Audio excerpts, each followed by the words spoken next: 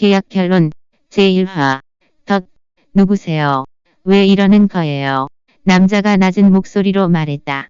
외긴 아이를 만드는 거죠. 다 알면서 왜 모르는 척입니까? 애를 낳아. 무슨 애를 낳아? 경아는 순간 멍해졌다. 그녀는 집을 나간 지 오래된 엄마를 만나러 나왔을 뿐이었는데 눈앞에 나타난 건 낯선 남자였다. 엄마의 계획에 말려든 것일까? 더 생각할 틈도 없이 남자가 그녀를 덮쳐오고 있었다. 놀란 경아는 짧게 비명을 질렀다. 이건화. 누가 들여보낸 거야 당신. 나가라고. 그 다음의 모든 것은 말로 설명할 수 없는 것들이었다. 이루 말할 수 없는 고통이 밀려들며 머릿속이 하얘졌다. 시간이 얼마나 지났는지 그녀가 다시 깨어났을 때는 날이 밝기 전이었다. 욱신거리는 통증을 참아내며 눈물을 삼킨 그녀는 서둘러 옷을 입고 뒤에 남자를 참아 볼 엄두도 내지 못한 채 급히 도망쳤다. 송경아가 떠난 지 얼마 되지 않아 복도에서 한 호텔 직원이 조용히 모습을 드러냈다. 그리고 그녀는 휴대폰으로 누군가에게 전화를 걸었다. 네, 말씀하신 대로 확실하게 처리했습니다. 5년 후 워아시 남부교회 드라마 여생 너와 나의 이야기 촬영 현장. 4살에서 5살 정도로 보이는 아이들이 여러 인파 사이에 끼어 있었다. 한이가 신이 난 목소리로 외쳤다. 오빠. 연예인 언니다. 흥분한 아이는 짧은 다리로 앞으로 뛰어나갔다. 한혜야. 그때 갑자기 스타 하소원의 매니저가 옆에서 여자아이의 옷깃을 잡아챘다. 여기 웬 애들이 있어. 야, 여기서 함부로 뛰어다니면 안 되는 거 몰라. 한이는 순간 겁에 질렸다. 미안해요 아줌마. 그냥 연예인 언니를 보고 싶어서. 매니저 소연은 아이에게 차갑게 말했다.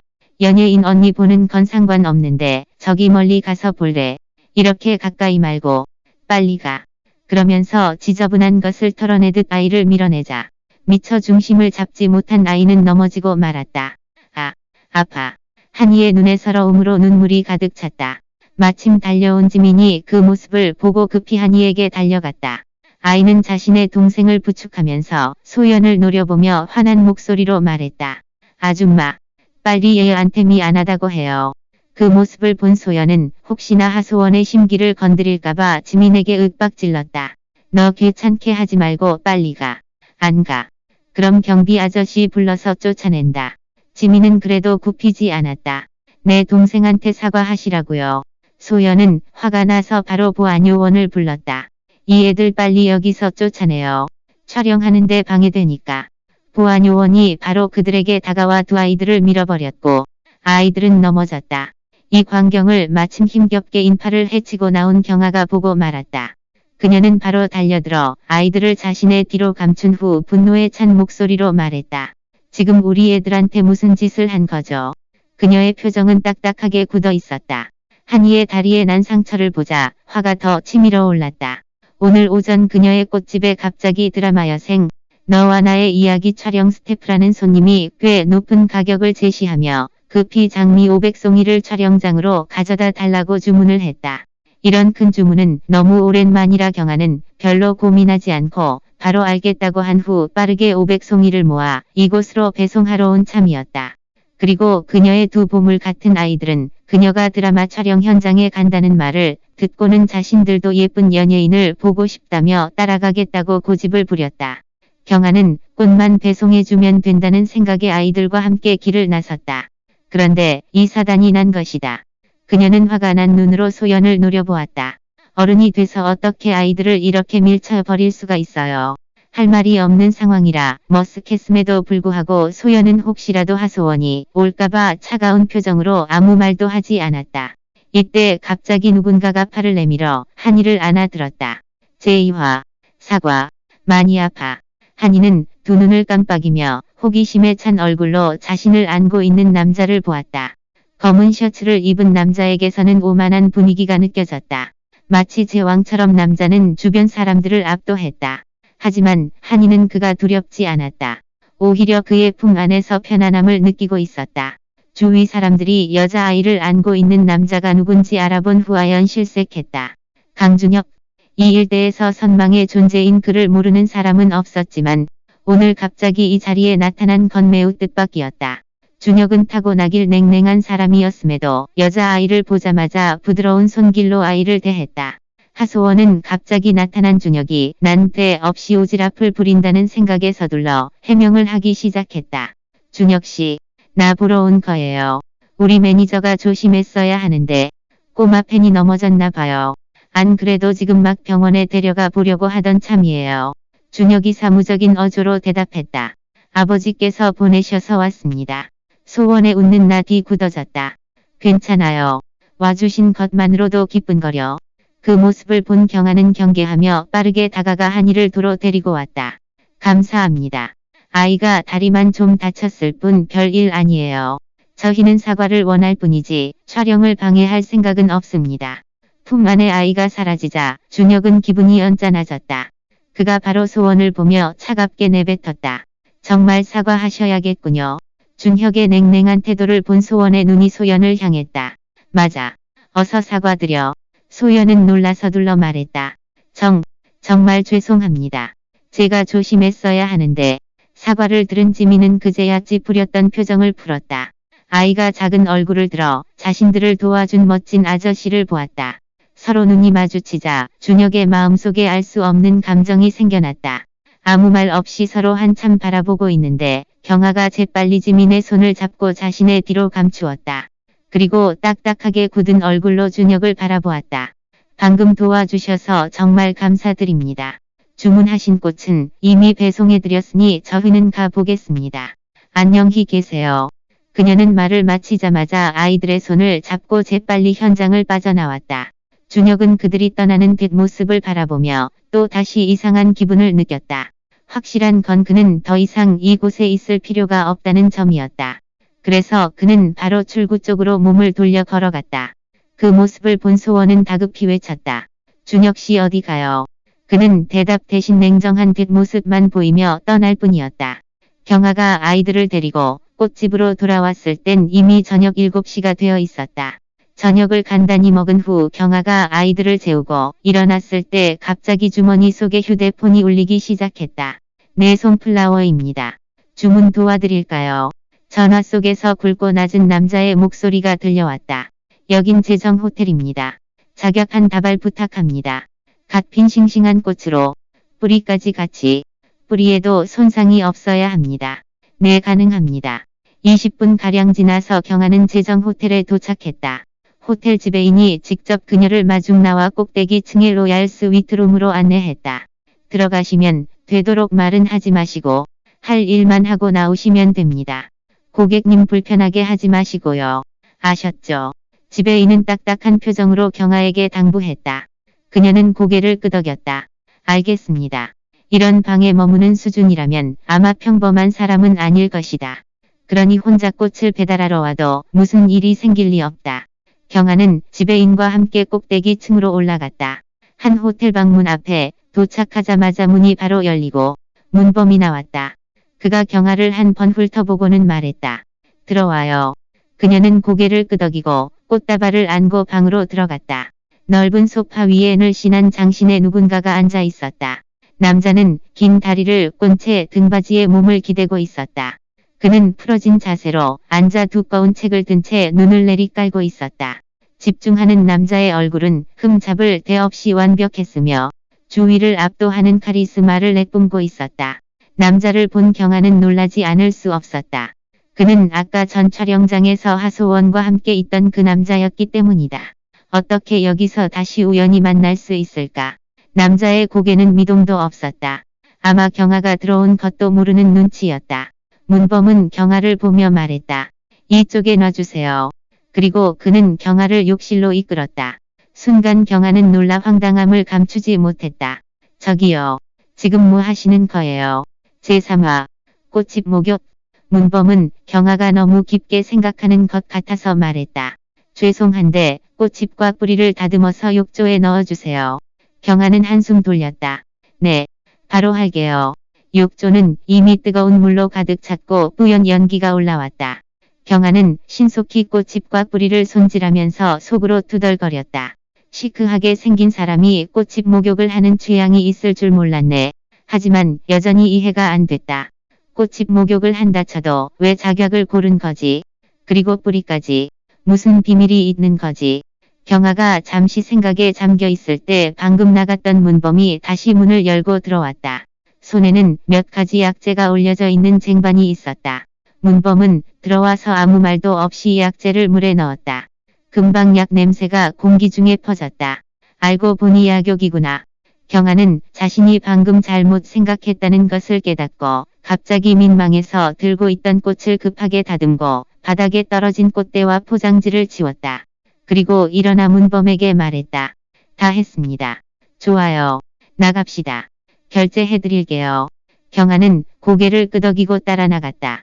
준혁은 인기척이 나서 들고 있던 책을 내려놓고 몸을 일으켜 그쪽을 쳐다봤다. 경아를 보고 의외라는 듯 멈칫한 뒤 여유롭게 걸어와 물었다. 아이는 괜찮아요. 경아는 놀라서 황급히 대답했다.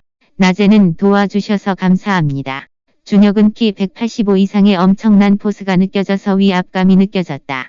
경아는 쭈뼛거렸다. 준혁은 침착한 얼굴로 고개를 끄덕이고 아무 말 없이 큰 보폭으로 욕실에 들어갔다. 작은 공간에 연기가 자욱했고 준혁은 옷을 벗고 거울에 서린 김을 닦았다. 거울엔 바로 준혁의 어깨에 있는 흉터들이 내게 비쳤다. 흉터의 정도는 달랐지만 선명했다. 준혁은 정신이 몽롱했다. 과거 할아버지가 병이 위중하다고 거짓말을 해서 하소원과 호텔에서 관계를 가지게 했었다. 하룻밤을 그렇게 보내고 새벽에 일어나니 품에 안겨 있는 사람은 소원이었고 침대에 있는 빨간 자국이 어제 무슨 일이 있었는지 보여주고 있었다. 하지만 준혁은 자신과 하룻밤을 보낸 여자가 소원이 아니라는 사실을 분명하게 알고 있었다. 5년 전에 그 여자가 너무 세게 잡았었지.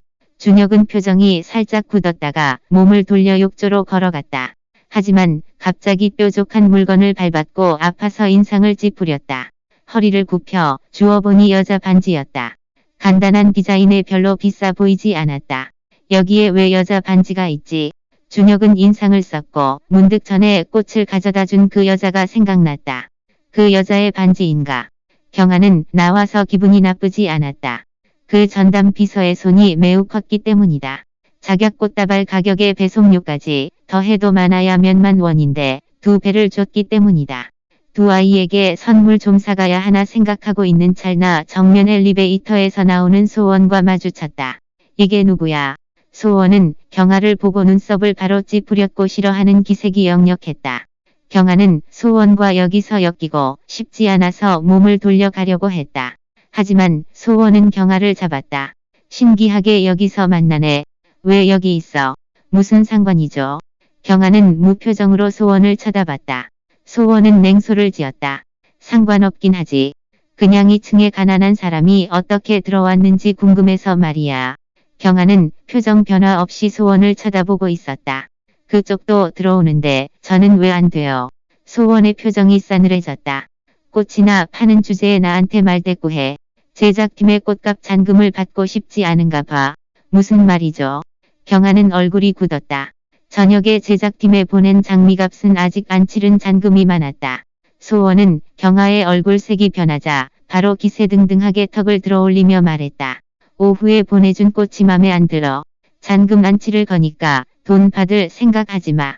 말을 마친 후 소원은 목을 꼿꼿이 세우고 자리를 떴다. 제4화. 그 반지.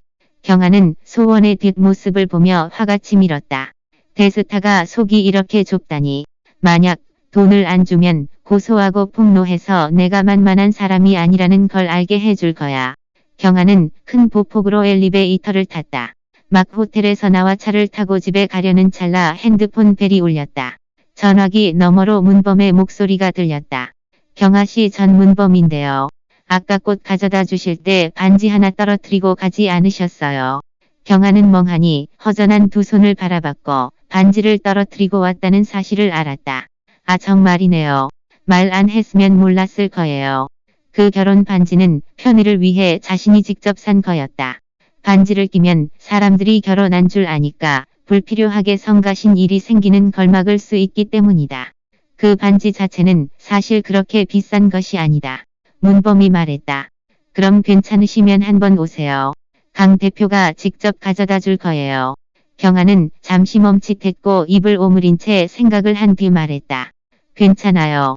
문 비서님 그 반지는 저한테 별로 중요하지 않아서 대표님이 수고하실 필요 없어요. 그냥 쓰레기통에 버려주세요. 문범은 벙찐 얼굴로 자신 옆에 있는 준혁을 한번 쳐다봤다. 그렇군요. 준혁은 더 듣지 않고 뒤돌아가 버렸다. 가면서 반지를 책상에 던지고 탈의실로 들어갔다. 바로 이때 로열스 위트룸의 문에서 다시 노크 소리가 들렸다. 문범이 열자 문 앞에 한 여자가 공손한 태도로 서 있었다. 소원씨. 소원은 뜨구양양한 표정을 숨겼다. 준혁씨는요? 소원은 까치발을 들고 방안을 한번 쳐다봤다. 강할아버지에게 전화가 와서 준혁과 저녁에 밥을 먹으라고 하시길래 촬영도 내팽개치고 제정호텔로 달려온 것이다. 문범은 몸으로 소원의 시선을 가리며 침착하게 말했다. 대표남 지금 옷 갈아입고 계세요. 대표님이 소원씨를 먼저 위층 레스토랑에 데려가 기다리게 하라고 하셨어요. 따라오시죠. 말을 마친 후 문범은 대로 방문을 닫았다. 소원은 조금 맘에 안 들었다. 하지만 준혁의 심기를 건드릴 수 없어서 얌전히 문범을 따라갈 수밖에 없었다. 30분 후 준혁이 호텔 꼭대기층 레스토랑에 도착했다. 새 옷으로 갈아입었고 넥타이는 하지 않아서 평소보다 엄숙함이 덜하고 편해 보였다.